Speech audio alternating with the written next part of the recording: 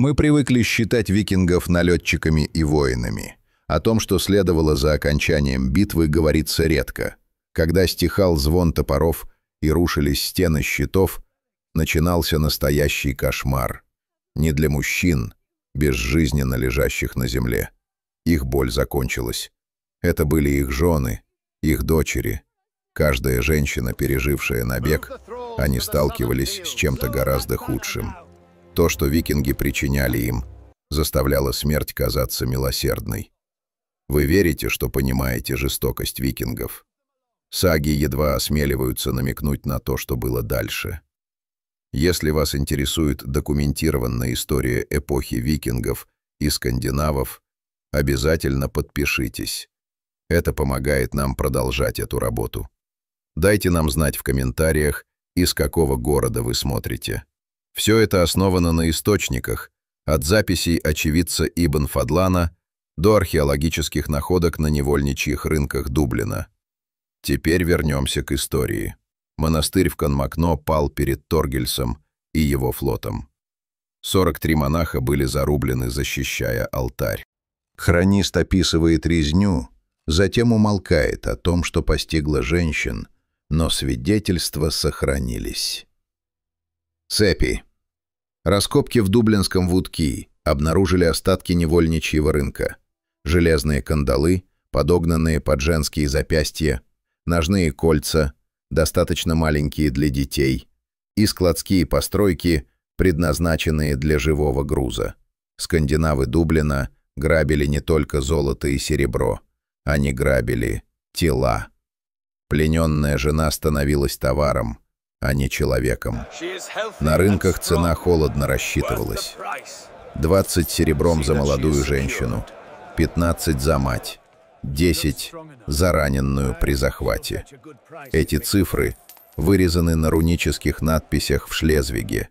Это квитанции в камне. Тем не менее, быть проданной иногда было лучшей из возможных судеб. В 862 году викинги штурмовали поселение Порт-Маро. Ирландские анналы фиксируют 47 убитых воинов, но ничего о 53 женщинах, захваченных в длинных домах. Анализы почвы из близлежащих болот заполняют эту тишину. 23 женских тела, все со следами преднамеренного насилия. Ни одна из этих смертей не была хаотичной. Раны следовали определенным образцам. Черепа проломлены сзади, предплечья раздроблены от защиты, ребра сломаны в результате длительного нападения. Это не были боевые потери. Это были казни, проведенные через несколько дней после набега, после того, как решения были приняты. Эта схема повторяется. В 871 году Великая языческая армия захватила Рединг. Хронисты отмечают поражение короля Этельреда, но умалчивают о судьбе королевских женщин. Раскопки в старом саксонском дворце обнаруживают камни, окрашенные оксидом железа, остатками крови, достаточными для десятков смертей. В скандинавской военной культуре были законы. Строгие законы. Жена убитого воина становилась законной собственностью его убийцы. Не как служанка, а как принужденная жена. Древнескандинавское слово было «кона» – женщина во владении. Дышащая собственность. Исландские своды законов подробно описывают ритуал. Захватчик объявлял о праве собственности перед свидетелями. У женщины не было выбора, не было голоса, не было возможности сбежать. Брак был законным. Любые рожденные дети были законными. Насилие не просто допускалось. Оно было записано в законе. Своды законов Грагас были недвусмысленны. Заявка должна была быть сделана в течение 3 дней после захвата, иначе соперники могли ее оспорить. За женщин боролись как за скот, и принудительный брак был не худшей участью. В 878 году скандинавские налетчики уничтожили монастырь в Бангоре. Анналы фиксируют его уничтожение, но не ритуал, который последовал за этим. Слои гари в похожих местах говорят правду. Фрагменты костей женщин, расположенные в преднамеренных узорах. Скандинавские погребальные обряды требовали жертв.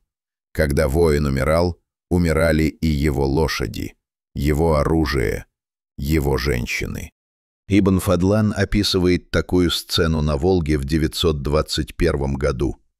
Ритуальное изнасилование и убийство рабыни на похоронах ее господина. Археология подтверждает, что это не было единичным случаем.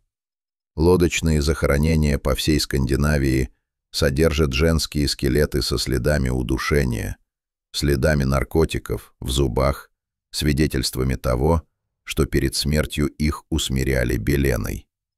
Они шли на костер, одурманенные, галлюцинирующие, покорные. Возможно, это притупляло ужас, а возможно, было и хуже. К 907 году Великая армия зимовала в Тетфорде. Хроники упоминают украденный скот и сожженные церкви. Ничего о том, что происходило внутри лагеря. Вместо этого говорят мусорные кучи, младенческие кости, десятки их со следами тупой травмы, немертворождение, убийство. Закон викингов был ясен. Если мать была рабыней, ребенок был рабом. Если ребенок не мог работать, ребенка убивали. Жестокая экономика. Книга Страшного суда позже фиксирует, что эта практика все еще была жива при норманнах. Демографические исследования в Йоркшире показывают пробелы именно там, где были скандинавские поселения. Кости в Рептоне подтверждают это. Лагерь Великой армии 873-874 годов содержал 249 скелетов. Только 63 были женскими. Женщины не исчезают, если их не уводят. Изотопный анализ женских останков доказывает, что они не были местными жительницами, а были пленницами, привезенными из Ирландии, Шотландии и Уэльса. Те, что в могилах, были счастливицами, умершими от родов или болезней. Остальные исчезли на невольничьих путях. Викингский Дублин был не просто портом. Это был центр торговли людьми. Еженедельные корабли привозили свежих пленников. Женщин сортировали по возрасту. Молодых отправляли на скандинавские фермы в качестве племенного скота. Тех, что постарше, отправляли на восток, на исламские невольничьи рынки вдоль русских рек. Дендрохронология, исследование древесных колец на столбах Дублинской набережной, рассказывает свою историю. Непрерывная перестройка с 841 по 970 год. Более 60 лет неуклонного расширения. Этот рост был не для рыболовства или торговли мехами. Он был для чего-то более темного. Невольничьи рынки процветали. Каждый новый док означал больше места для кораблей, больше хранилищ для живого груза. Сами склады рассказывают историю. Фундаменты, построенные из камня, рассчитанные на то, чтобы вместить до 200 пленников одновременно.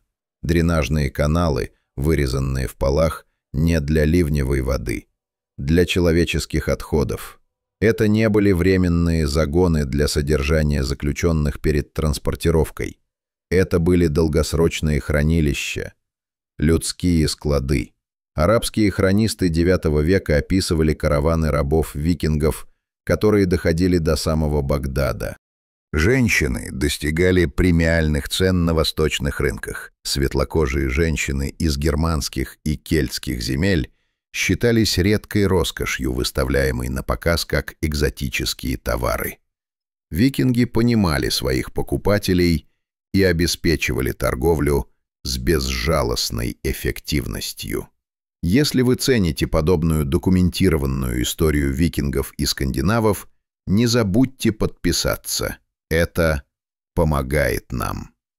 Основной восточный невольничий путь вился через Новгород и Киев, простираясь более чем на 1000 миль вдоль реки Днепр.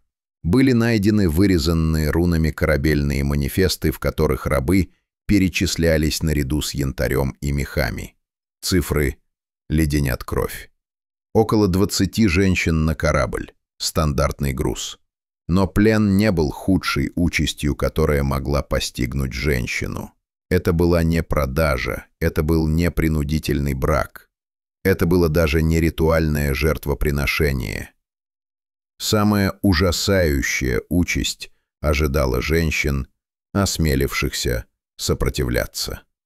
В 914 году ирландским силам удалось отбить Дублин у скандинавов. Анналы 4 мастеров описывают триумф, город освобожден, викинги изгнаны, но записи ничего не говорят о том, что было найдено за стенами. Археология с тех пор заполнила тишину. Раскопки обнаружили карательные ямы, выложенные камнем дыры, предназначенные для медленной смерти. Внутри были скелеты с характерными травмами. Ноги сломаны, чтобы побег был невозможен. Руки раздроблены, чтобы предотвратить самоубийство. Этих женщин не убивали быстро. Их оставляли в живых, чтобы они страдали. Каждая яма имела 6 футов в глубину и 3 фута в поперечнике. Слишком маленькая, чтобы лежать, слишком мелкая, чтобы стоять прямо. Жертвы погибали, скорчившись в агонии. Смерть подкрадывалась днями, иногда неделями. Своды законов викингов подтверждают это наказание. Любая рабыня, причинившая вред или убившая своего господина, должна была быть похоронена заживо, но это никогда не было быстрым погребением. Яма была достаточно мелкой, чтобы пропускать воздух, но слишком глубокой, чтобы сбежать. Жертвы умирали от жажды, холода или истощения. Археологический анализ почвы с мест казней в Дублине подтверждает это. Слои разложения указывают на длительную смерть, а не на немедленное захоронение. Некоторые ямы содержали острые камни, чтобы рвать плоть. В других была стоячая вода, чтобы медленно утопить жертв. Целью была не только смерть. Это была длительная агония, урок для других. Пленников заставляли смотреть. Они точно знали, что принесет неповиновение. К 919 году норвежский король Харальд Прекрасноволосый укрепил свою власть. Гражданские войны среди скандинавов закончились, экспансия замедлилась. Однако рабовладельческая экономика не исчезла. Она стала более организованной. С установленными торговыми путями пришла надежность. Пленников теперь можно было доставлять по предсказуемым графикам. Торговцы обещали даты доставки людей, как если бы они были скотом. Византийские торговые записи сохранили детали. Русско-византийский договор 944 года даже перечисляет цены на рабов по категориям. Молодые женщины ценились выше всего. Беременные женщины продавались со скидкой. Дети до 10 лет были почти бесполезны. На рынке были правила, расчеты и предсказуемые цепочки поставок. К 937 году последний крупный набег викингов на Ирландию завершился битвой при Брунанбурге. 5 королевств объединились, чтобы победить скандинавское вторжение. Победа была решающей, но то, что они обнаружили в обозе, было еще более показательным. Переносные загоны для размножения. Это не были грубые клетки, а тщательно спроектированные конструкции. Железные крепления и деревянные конструкции, построенные для удержания людей во время долгих маршей или транспортировки. Цепи, рассчитанные на детей. Модульные секции, которые можно было собрать в более крупные загоны или разобрать для быстрого перемещения. По сути, это были мобильные невольничьи рынки, путешествующие вместе с самой армией. Каждый загон мог вместить дюжину взрослых или 20 детей. Железные кольца, вмонтированные в дерево, удерживали цепи на месте. Следы износа показывают, что их использовали постоянно. Это не была случайная жестокость войны. Это была организованная система, встроенная в логистику ведения кампаний. Для викингов война была не только о завоевании или грабеже. Она была о сборе людей. Жены и дочери побежденных воинов не были просто сопутствующим ущербом. Они были основной целью. Они были живыми ресурсами, которые нужно было захватить, обработать и распределить. Археологические исследования городов викингов подтверждают это. В каждом крупном поселении были загоны для содержания. В каждой гавани были места обработки. Инфраструктура была повсюду, вплетенная в повседневную жизнь, скрытая на виду. В 954 году Эрик, кровавая секира, пал при Стейнморе. С его смертью пало последнее королевство викингов в Англии. Но сети рабства не исчезли. Они были поглощены. Христианские правители унаследовали инфраструктуру и переименовали ее. Записи из монастырей описывают появление огромного числа подневольных слуг сразу после поражений викингов. Это не были добровольные контракты. Это были те же женщины, те же пленницы под другим ярлыком. Рабы, переименованные для христианских рынков. В 1066 году Харальд Суровый погиб при Стамфорд-Бридже, что ознаменовало конец эпохи викингов в Англии. Однако археология раскрывает то, о чем молчат хроники. Массовые захоронения женщин, датированные именно годами поражений викингов. Эти женщины не были убиты в набегах, они были казнены, устранены, улики стерты. Причина становится ясна в Рептоне. Недавно было обнаружено массовое захоронение, запечатанное в 986 году. 236 тел, все женские. На каждом были признаки преднамеренного убийства. Травмы тупым предметом, удушение, отравление. Но изотопное тестирование выявило шокирующую правду. Это не были пленницы. Это были женщины, рожденные скандинавами. Захоронение датируется моментом, когда власть викингов в Англии рушилась. Скандинавские города падали. Женщины, похороненные там, не были вражескими пленницами. Это были собственные жены и дочери викингов. Почему? Потому что мужчины знали. Они точно знали, что ожидает пленных женщин. Они сами делали это на протяжении поколений. И поэтому, столкнувшись с поражением, они обратили те же методы внутрь. Они убили свои собственные семьи, прежде чем их могли взять в плен.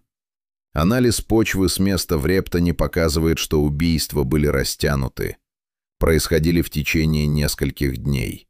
Это не была паническая резня. Это было организованное истребление.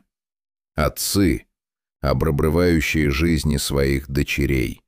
Мужья, казнящие своих жен. Мрачное зеркало ужаса, которое они когда-то обрушивали на других. Хроники молчат, саги не упоминают об этом. Но кости свидетельствуют, одна последняя деталь делает это незабываемым. На одном из черепов была вырезана руническая надпись. 3 слова, написанные на древнескандинавском.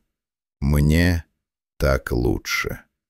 Во время той массовой казни кто-то остановился, чтобы вырезать послание на кости.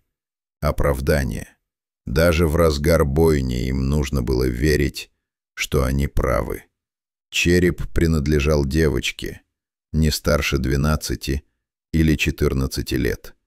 Изотопный анализ доказывает, что она родилась в Норвегии, была привезена в Англию ребенком и убита собственным народом, чтобы предотвратить плен.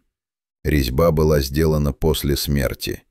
как бы для того, чтобы объяснить ей или себе, почему это произошло. Реальность такова. Сексуальное насилие викингов не было случайным. И дело было не только в набегах. Оно было встроено в их правовую систему. Своды законов Грагас из Исландии разъясняют это. Мужчина, заявляющий права на женщину, должен был сделать объявление публично в присутствии как минимум 3 свидетелей. Ее сопротивление не имело значения. Ее согласие не имело значения. Если она лишала себя жизни, чтобы спастись, захватчик мог законно потребовать компенсацию от ее семьи. Самоубийство не рассматривалось как побег. Это была кража собственности. Штраф составлял 40 серебряных марок. Чтобы вы понимали, это было больше, чем большинство свободных людей могли заработать за целый год. К 978 году король Этельред взошел на трон Англии. Его самый первый указ касался работорговли викингов, не чтобы запретить ее, а чтобы обложить налогом. Таможенные записи из Лондона показывают пошлины, взимаемые с живого груза. 5 серебряных монет за женщину, 2 за ребенка. Англичане не были в ужасе от того, что делали скандинавы. Они завидовали их прибылям и хотели получить долю. Морская археология дает нам больше деталей. Обломки, извлеченные из Северного моря, показывают специально спроектированные трюмы, вентиляционные шахты для воздуха, запасы воды на неделе плавания, усиленные отсеки, построенные не для груза, а для людей. Это не были импровизированные невольничьи корабли. Они были специально построены. Самый большой из найденных мог перевозить 80 пленников под палубой. Датировка древесины относит его постройку примерно к 912 году. Следы ожогов показывают, что он затонул в море. 80 женщин, прикованных цепями внутри, погибли вместе с ним. И все же некоторые женщины отказывались оставаться жертвами. Некоторые давали отпор. В 923 году франкские записи упоминают женщину по имени Гунхильда. Она была освобожденной скандинавской пленницей, которая обратила методы налетчиков против них самих. Она знала их тактику, их слабые места, их страхи. В течение 7 лет она водила военные отряды по франкским территориям, уничтожая аванпосты викингов и освобождая сотни пленников. Хроники приписывают ей уничтожение 12 лагерей викингов. Ее методы были жестокими. Внезапные атаки, никаких пленных, никакой пощады. Ее последний зарегистрированный набег был нацелен на невольничий рынок в Руане. Современные отчеты описывают систематическую казнь каждого торговца, которого она там находила. 47 мужчин-викингов погибли. Наказание всегда было одним и тем же. Сначала кастрация, затем смерть от потери крови. После 930 года Гунхильда исчезает из письменных источников. Но слои гари, найденные в местах стоянок викингов вдоль Сены, датируются именно этим периодом. Кто-то охотился на викингов. Кто-то, кто точно знал, как их сломить. Практика захвата побежденных женщин не закончилась с викингами. Она распространилась. Нормандские хроники XI века описывают тот же обычай в завоеванной Англии. Когда рыцари Вильгельма получали земельные наделы, в перечне движимого имущества указывались не только скот и зерно, но и женщины. Книга Страшного суда фиксирует это прямо. Женские иждивенцы подсчитывались наряду со скотом и плугами. Женщины вносились в списки как собственность, ценная, но заменимая. Археологические свидетельства из нормандских замков показывают, как функционировала эта система. Во дворах часто находились камеры для содержания, предназначенные только для женщин. Каменные стены, железные двери, никаких окон. Некоторые могли вмещать 30 пленниц одновременно. Кости, найденные в замковых мусорных кучах, рассказывают остальную часть истории. Уровень младенческой смертности близок к 100%. Это не были несчастные случаи из-за пренебрежения. Это была преднамеренная политика. Дети, рожденные от принудительных союзов, несли на себе следы изнасилования. Они несли ответственность, и поэтому их устраняли. 1066 год принес нормандское завоевание. Гарольд Годвинсон пал при Гастингсе, и Англия перешла в другие руки. Но новые правители следовали тем же схемам, которые установили викинги. Саксонских женщин систематически захватывали и выдавали замуж за нормандских рыцарей. Брак был правовой основой, которая превращала изнасилование в законность. Хронисты того времени описывали это как цивилизацию саксонской родословной. Современные термины назвали бы это совсем иначе – этнической чисткой через сексуальное насилие. Средневековые брачные контракты показывают экономику.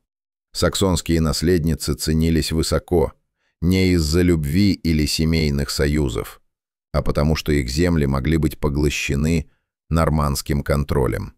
Согласие женщин не имело значения. Их тела были инструментом передачи собственности. Церковные записи рассказывают о сопротивлении. Некоторые женщины отказывались и выбирали смерть, другие бежали в монастыри. Число монахинь в Англии утроилось за десятилетия после Гастингса. Уровень самоубийств среди знатных женщин взлетел. Церковь канонизировала многих из них как мучениц. Государство списывало их как потерю собственности. Самое уличающее доказательство исходит не из хроник, а из науки. Генетические исследования современных популяций выявляют закономерности, которые точно совпадают с маршрутами работорговли викингов и нормандского завоевания. Митохондриальная ДНК, передаваемая от матерей к детям, рассказывает историю. Кельтские и саксонские женские линии появляются в скандинавских генофондах, начиная с IX века. Это не был культурный обмен, это не была миграция, это было изнасилование, повторявшееся из поколения в поколение в промышленных масштабах. В Исландии сегодня около 60% женской родословной восходит к кельтским женщинам, взятым в плен. В Норвегии около 40% восходит к женщинам с Британских островов. За этими процентами стоят тысячи жизней, тысячи женщин, которых забрали, принудительные беременности, рожденные дети, которые так и не узнали настоящего имени своей матери. Масштаб был огромен. Система была преднамеренной, и хотя хроники опускали доказательства, кости и ДНК сохраняют правду. Но археология продолжает раскапывать еще более темные слои. В Йорвике, современном Йорке, новое открытие шокировало историков. Раскопки обнаружили остатки здания, датируемого примерно 876 годом. Внутри находились 64 отдельные камеры, цепи, вмурованные в каменные стены. Анализ почвы показывает, что это место использовалось в течение 40 лет. Это не была тюрьма. Это было предприятие по размножению. Кости рассказывают историю. Сотни женщин прошли через эти камеры. Все со следами многократных беременностей. Всех выбрасывали, когда они больше не могли рожать детей. Здание стояло в самом центре Йорка, не спрятанное, не секретное. Все знали. Церковные записи подтверждают это. В крестильных списках значится 732 рождения с этого места. Только 12 детей пережили возраст 5 лет. Остальные исчезли. Церковь помечала их как подкидышей неизвестного происхождения, а затем продавала в рабство. Прибыль шла напрямую на церковные строительные проекты. Средневековые бухгалтерские книги из Йоркского собора даже содержат списки регулярных платежей операторам этого заведения. Не взятки, не благотворительность, а контрактные платежи за услуги. Церковь не просто знала, она была партнером. Эта схема была повсюду. На скандинавских территориях, в нормандских поселениях, в каждом крупном городе были подобные структуры. Каждая церковь вела похожие записи. Сеть была всеобъемлющей. Прибыли были огромны. Страдания были не поддающимися описанию. И в Рептоне, в той печально известной могиле скандинавских женщин, новый анализ почвы выявил последний ужас. Могила не была результатом одной массовой резни. Более глубокие слои показывают многочисленные эпизоды захоронений на протяжении полувека. Это не было одним отчаянным устранением. Это было повторяющейся, систематической, постоянной политикой стирания женщин, их тел, их голосов, самого их существования. Поколение за поколением женщин-викингов заставляли молчать, не только цепями, но и ядом. Анализ костей показывает соединение ртути, вводимые медленно, доводящие их до безумия перед смертью. Свидетельства безумной женщины не имели веса, стирая их голоса навсегда. Раскопки в Рептоне обнаруживают захоронение матери и ребенка, семьи, казненные вместе, чтобы гарантировать, что не останется свидетелей. Это не были случайные убийства. Это были целенаправленные ликвидации. Женщины, которые видели слишком много. Женщины, которые знали механизм плена изнутри. И среди черепов один нес последнюю надпись на древнескандинавском. «Так лучше». Последнее оправдание, вырезанное руками, которые точно знали, что ожидает пленных жен.